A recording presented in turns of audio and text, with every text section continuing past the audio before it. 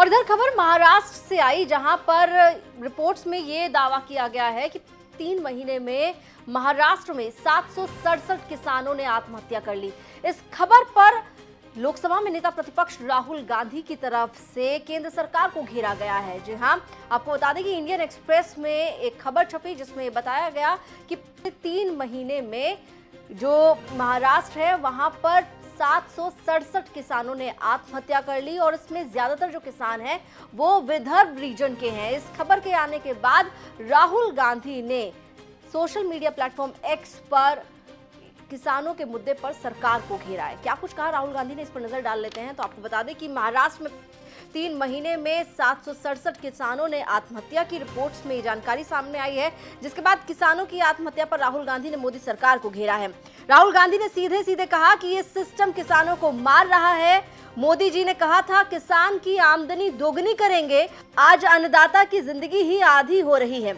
ये 767 उजड़े हुए घर हैं, ये 767 परिवार जो कभी नहीं संभल पाएंगे और सरकार चुप है, बेरुखी से देख रही है।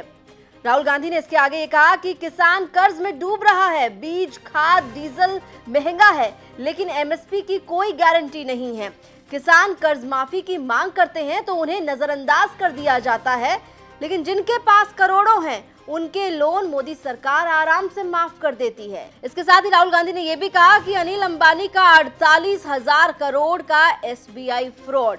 जी हां, तो राहुल गांधी सीधे तौर पर सिस्टम को, सरकार को, मोदी सरकार को घेरते हुए नजर आए और ये कहते हुए दिखाई दिए कि ये सिस्टम जो है वो किसानों को मार रहा है। आपको बता दें कि रिपोर्ट्स में दावा किया गया है कि 3 महीने में महाराष्ट्र में 767 किसानों ने सुसाइड किया है, उन्होंने आत्महत्या की है।